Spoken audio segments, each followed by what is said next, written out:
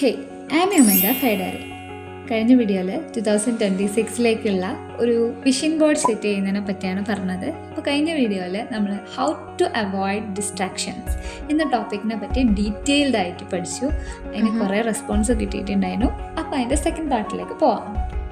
Avoid distraction കഴിഞ്ഞിട്ടുണ്ടെങ്കിൽ നമുക്ക് ഏറ്റവും വേണ്ട അല്ലെങ്കിൽ അടുത്ത നെക്സ്റ്റ് സ്റ്റേജാണ് ഗോൾ സെറ്റിംഗ്. അതായത് 2026 എന്തൊക്കെ ക്രാക്ക് ചെയ്യണം എന്നുള്ളതിനെ പറ്റിയുള്ള ഒരു പ്രോപ്പർ ഗോൾ സെറ്റ് ചെയ്യുക. അപ്പോൾ അതിനെ പറ്റിയാണ് നമ്മൾ ഡീറ്റെയിൽഡായി പഠിക്കുന്നത്. അപ്പം ഞാൻ എൻ്റെ 2025 തുടങ്ങുന്നതിന് മുമ്പുള്ള ഗോൾ സെറ്റിങ്ങിനെ പറ്റിയും അതെങ്ങനെയാണ് ഞാൻ അച്ചീവ് ചെയ്തതിനെ പറ്റി ഇതിൽ ഡീറ്റെയിൽഡായി പറയുന്നുണ്ട്. ഫസ്റ്റ് ഓഫ് ഓൾ 2025 തുടങ്ങുന്നതിന് മുമ്പ്, അതായത് 2024 ഒരു ഡിസംബർ 1 മുതൽ എനിക്ക് എൻ്റെ ഗോൾസൊക്കെ ഒന്ന് സെറ്റ് ചെയ്ത്, അതായത് ഒക്കെ ഒന്ന് ഓർഗനൈസ് ചെയ്ത് എല്ലാം ഞാൻ നോട്ട് ചെയ്ത് വെക്കും.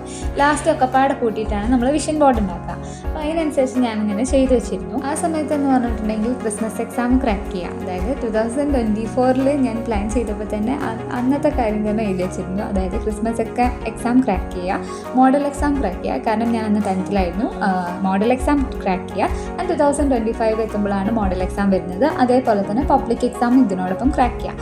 ഈ 3 കാര്യങ്ങളും ഞാൻ മെയിനായിട്ട് ഫോക്കസ് ചെയ്ത കാര്യം. ആൻഡ് ഓൾസോ എന്താ ചെയ്യുക, കുറച്ച് അപ്പോൾ ജസ്റ്റ് സ്റ്റാർട്ടപ്പ് പോലെ യൂട്യൂബ് ചെയ്യുക, അങ്ങനത്തെ കാര്യങ്ങളൊക്കെ അതിന് വേണ്ടി പ്രിപ്പയർ ചെയ്യാമെന്ന് മാത്രമേ ഞാൻ 2025 വേണമെന്ന് പറഞ്ഞിട്ടുള്ളൂ. ഓക്കെ, എൻ്റെ ഒരു ചെറിയതാണ്, എല്ലാം പാടെ ഞാൻ പറയുന്നില്ല. അപ്പോൾ ചെറുത് പ്രിപ്പയർ ചെയ്യുക, അതായത് ജസ്റ്റ് ഒന്ന് സ്റ്റാർട്ട് ചെയ്തിടാന്നുള്ളത്. ബട്ട് ഇറ്റ് വാസ് എല്ലാം ഞാൻ അച്ചീവ് ചെയ്തു. യൂട്യൂബ് ജസ്റ്റ് സ്റ്റാർട്ട് ചെയ്തു. ബട്ട് എൻ്റെ വീഡിയോസ് എല്ലാം ഇഷ്ടപ്പെട്ട് ഒരുപാട് ആൾക്കാർ കമൻറ്റും ഫോളോവും ഒക്കെ ചെയ്യുന്നുണ്ട്. അൽഹംദുലില്ലാ, അത് അടിപൊളിയായിട്ട് പോകുന്നുണ്ട്.